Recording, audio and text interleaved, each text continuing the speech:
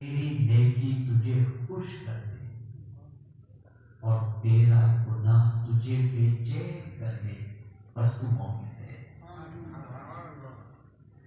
نیکی کر کے آدمی خوش ہو جائے، 4 رکعت ایکسٹرا اس نے پڑھ لی تو اس کی طبیعت کے اندر خوشی محسوس ہو کہ اللہ تیرا کرم ہے کہ تو نے مجھے عبادت کی توفیق عطا فرمائی، اس کی طبیعت کو خوشی ہو جائے۔ اور اسی کے ساتھ یہاں تو تھوڑا سا پہلو نظر آئے گا کہ آدمی 2 عمرے کر لیتا ہے خوش ہو جاتا ہے، 2 طواف کر لیتا ہے خوش ہو جاتا ہے، حج کر لیتا ہے خوش ہو جاتا ہے، قرآن شریف ختم کرتا ہے خوش ہو جاتا ہے۔ ایک پہلو تو نظر آئے گا کسی حد تک، لیکن دوسرا پہلو پوری دنیا میں 99.99% مسلمان کو نظر نہیں آتا۔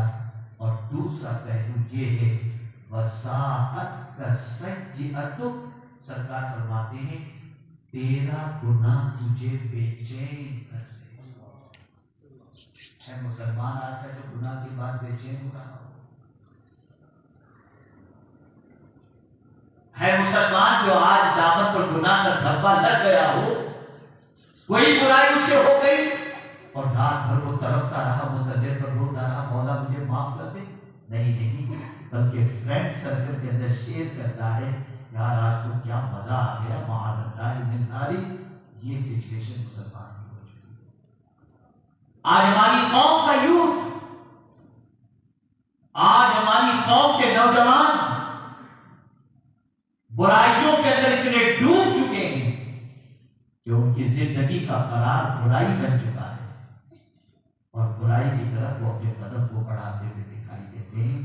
آپ ذرا سوچو، ہم اور آپ برائی کر کے بے چین نہیں ہوتے، اور اللہ والے برائی کا صرف خیال آ جاتا تو تڑپ جائے۔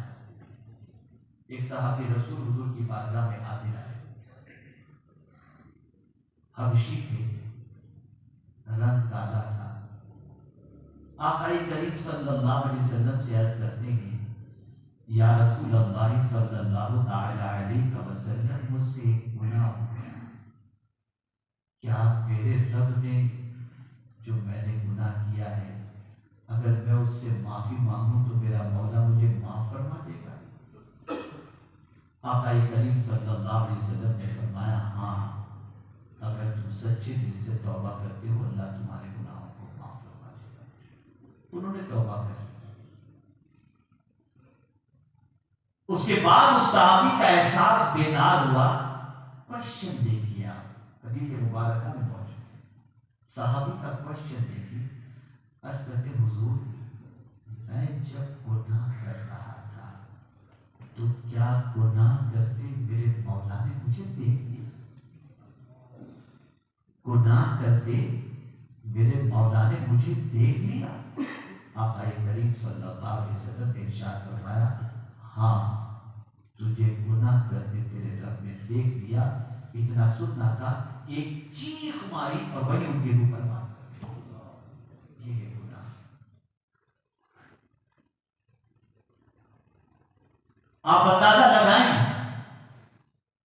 گناہ کے ہلکے سے تصور سے انسان کام جاتا تھا۔ خواجہ غریب نواز رحمۃ اللہ تعالی علیہ کے مشائخ میں سے ایک بزرگ ہے، چشتی سلسلے، خواجہ صاحب ان سے ملنے کے لیے گئے۔ ملاقات جب کی تو دیکھا گردن جھکی ہوئی، آنکھوں میں سے آنسو جا رہے، رو رہے تھے۔ خواجہ صاحب نے ان سے پوچھا کہ حضور یہ رونے کی وجہ کیا ہے؟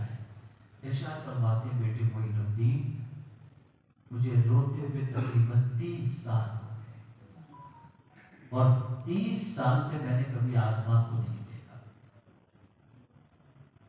خواجہ صاحب پریشان ہوئے، اور خواجہ صاحب نے جب یہ سنا تو بے چینی بڑھی، تو عرض کرنے لگے حضور اس کی وجہ کیا ہے؟ ارشاد فرماتے ہیں معین الدین 30 سال پہلے مجھ سے ایک گناہ ہو گیا تھا، جب بھی وہ گناہ یاد آتا ہے میں بلک جاتا ہوں۔ اب کوئی سوچ سکتا ہے کہ کوئی بہت بڑا گناہ نہیں، کیسا گناہ ہوا تھا ذرا سنو۔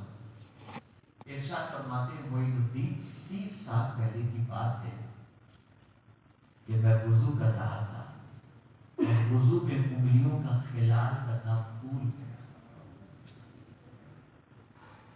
جو نبی صلی اللہ علیہ وسلم کی سنت ہے۔ تو معین الدین میرے ذہن میں ایک بات بیٹھی، ایک تصور آیا، قیامت میں تو پیاس لگے گی نا، تو حضور ہی تو جام کوثر عطا کریں گے۔ اگر قیامت میں حضور صلی اللہ علیہ وسلم نے یہ فرما دیا، اے میرے امتی، اللہ نے تو ہاتھ اور انگلیاں دی ہی اس لیے تھی کہ تو میری سنت پر عمل کر، تو نے میری سنت ترک کر دی، اب میں تجھے جام کوثر کیسے عطا کروں؟ اس تصور سے میں 30 سال سے کر رہا ہوں۔ آپ ذرا سوچو، اندازہ لگاؤ، تصور گناہ سے ڈر جاتے تھے، اور معمولی اللہ اور اس کے رسول کی نافرمانی ہوتی تو بے قرار ہو جاتے تھے۔ لیکن ان کی دوسری زندگی کے پہلو کو اگر آپ دیکھیں تو آپ کو محسوس ہوگا کل کے لیے کھانے کا کچھ نہیں ہوتا تھا، مطمئن ہوتے تھے۔ کیوں؟ اس لیے کہ ان کا تعلق، ان کی روح اس کو غذا وہ دیا کرتے تھے۔ کیسی روح کی غذا ہوتی تھی؟ اللہ اکبر! تو ان کی روح کی غذا یہ ہوتی تھی، صبح کھلتی تھی، الحمدللہ الذی احیانا بعد ما اماتنا والیہ النشور، اشہد ان لا الہ الا اللہ وحدہ لا شریک لہ واشہد ان محمدا عبدہ ورسولہ۔ یہ کہتے ہوئے اٹھتے تھے، اللہ کے ذکر سے صبح ہوتی تھی، رات سوتے تھے، اللہ کے رسول صلی اللہ علیہ وسلم کا درود شریف پڑھتے ہوئے، قرآن پڑھتے ہوئے، صبح اٹھنے کے بعد سے لے کر رات تک بازار کی دعائیں پڑھ رہے ہیں، قدم قدم پر اللہ کا ذکر کر رہے ہیں، نگاہوں کی حفاظت کر رہے ہیں، برائیوں سے بچا رہے ہیں۔ ان کی روح پاورفل تھی، تو سامنے ہزاروں کا لشکر بھی ہوتا تھا تب بھی وہ ڈرتے نہیں تھے۔ ان کی طبیعت کے اندر اطمینان تھا، وہ کل تک کے لیے کچھ رکھتے ہی نہیں تھے، سب لٹا دیتے تھے اور یقین کرتے تھے میرا مولا کل مجھے عطا